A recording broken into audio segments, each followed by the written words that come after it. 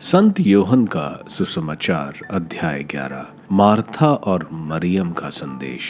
बेथनिया का निवासी लाजरुस नामक व्यक्ति बीमार पड़ गया। बेथनिया मरियम और उसकी बहन मार्था का गांव था। यह वही मरियम थी जिसने इत्र से प्रभु का विलेपन किया और अपने केशों से उनके चरण पोंछे। उसका भाई लाजरुस बीमार था, इसलिए बहनों ने ईसा को कहला भेजा, प्रभु देखिए, जिसे आप प्यार करते हैं वह बीमार है। ईसा ने यह सुनकर कहा, यह बीमारी मृत्यु के लिए नहीं बल्कि ईश्वर की महिमा के लिए आई है। इसके द्वारा ईश्वर का पुत्र महिमान्वित होगा। ईसा मार्था, उसकी बहन मरियम और लाजरुस को प्यार करते थे। यह सुनकर कि लाजरुस बीमार है, वे जहाँ थे वहाँ और 2 दिन रह गए। किंतु इसके बाद उन्होंने अपने शिष्यों से कहा, आओ हम फिर यहूदिया चले। शिष्य बोले, गुरुवर, कुछ ही दिन पहले तो यहूदी लोग आपको पत्थरों से मार डालना चाहते थे और आप फिर वहीं जा रहे हैं। ईसा ने उत्तर दिया, क्या दिन के 12 घंटे नहीं होते? जो दिन में चलता है वह ठोकर नहीं खाता, क्योंकि वह इस दुनिया का प्रकाश देखता है, परंतु जो रात में चलता है वह ठोकर खाता है, क्योंकि उसे प्रकाश नहीं मिलता। इतना कहने के बाद वे फिर उनसे बोले, हमारा मित्र लाजरुस सो रहा है, मैं उसे जगाने जा रहा हूँ। शिष्यों ने कहा, प्रभु, यदि वो सो रहा है तो अच्छा हो जाएगा। ईसा ने यह उसकी मृत्यु के विषय में कहा था, लेकिन उनके शिष्यों ने समझा कि वह नींद के विश्राम के विषय में कह रहे हैं। इसलिए ईसा ने उनसे स्पष्ट शब्दों से कहा, लाजरुस मर गया है। मैं तुम्हारे कारण प्रसन्न हूँ कि मैं वहां नहीं था, जिससे तुम लोग विश्वास कर सको। आओ हम उसके पास चलें। इस पर थॉमस ने, जो यमल कहलाता था, अपने सह शिष्यों से कहा, हम भी चलें और इनके साथ मर जाएं। बेथनिया में ईसा का आगमन। वहां पहुंचने पर ईसा को पता चला कि लाजरुस 4 दिन से कब्र में है। बेथनिया यरूशलेम से 2 मील से भी कम दूर था। इसलिए भाई की मृत्यु पर संवेदना प्रकट करने के लिए बहुत से यहूदी मार्था और मरियम से मिलने आए थे। जो ही मार्था ने यह सुना कि ईसा आ रहे हैं, वह उनसे मिलने गई। मरियम घर में ही बैठी रही।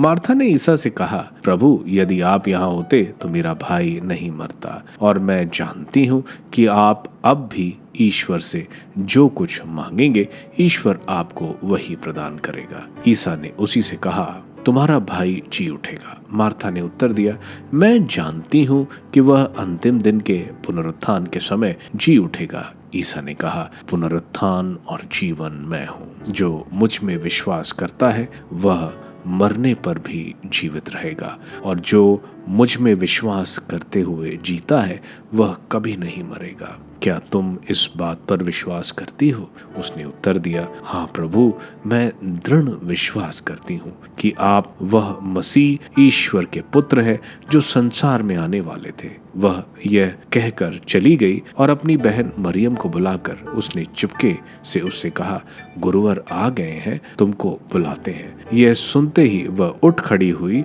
और ईसा से मिलने गई। ईसा अब तक गांव नहीं पहुंचे थे। वह उसी स्थान पर थे जहां मार्था उनसे मिली थी। जो यहूदी लोग संवेदना प्रकट करने के लिए मरियम के साथ घर में थे, वह ये देखकर कि वह अचानक उठकर बाहर चली गई, उसके पीछे हो लिए, क्योंकि वह समझते थे कि वह कब्र पर रोने जा रही है। लाजरुस को जीवन दान।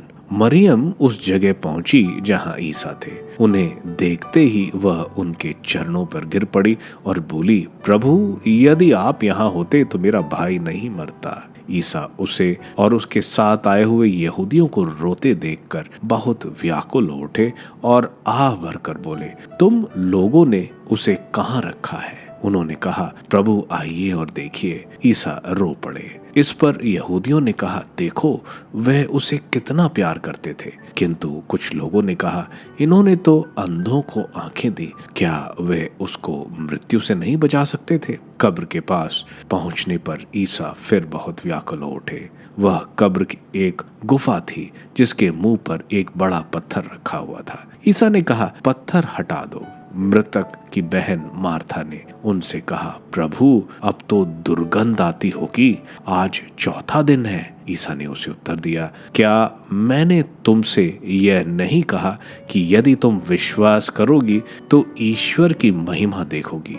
इस पर लोगों ने पत्थर हटा दिया। ईसा ने आंखें ऊपर उठाकर कहा, पिता, मैं तुझे धन्यवाद देता हूँ, तूने मेरी सुन ली है। मैं जानता था कि तू सदा मेरी सुनता है। मैंने आसपास खड़े लोगों के कारण ही ऐसा कहा, जिससे वे विश्वास करें कि तूने मुझे भेजा है। इतना कहने के बाद ईसा ने ऊंचे स्वर से पुकारा, लाजरुस बाहर निकल आओ। मृतक बाहर निकला। उसके हाथ और पैर पट्टियों से बंधे हुए थे और उसके मुंह पर अंगोछा लपेटा हुआ था। ईसा ने लोगों से कहा, इसके बंधन खोल दो और इसे चलने फिरने दो।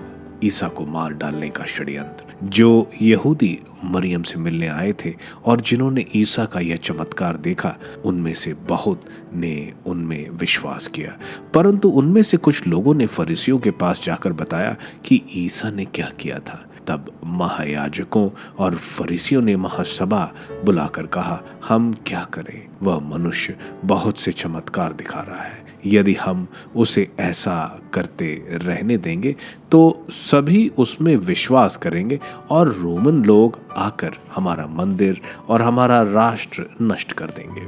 उनमें से एक ने, जिसका नाम कैफस था और जो उस वर्ष प्रधान याजक था, उनसे कहा, आप लोगों की बुद्धि कहाँ है? आप यह नहीं समझते कि हमारा कल्याण इसी में है कि जनता के लिए एक ही मनुष्य मरे और समस्त राष्ट्र का सर्वनाश न हो। उसने ये बात अपनी ओर से नहीं कही। उसने उस वर्ष के प्रधान याजक के रूप में भविष्यवाणी की कि ईसा राष्ट्र के लिए मरेंगे, और न केवल राष्ट्र के लिए बल्कि इसलिए भी कि वे ईश्वर की बिखरी हुई संतान को एकत्र कर ले।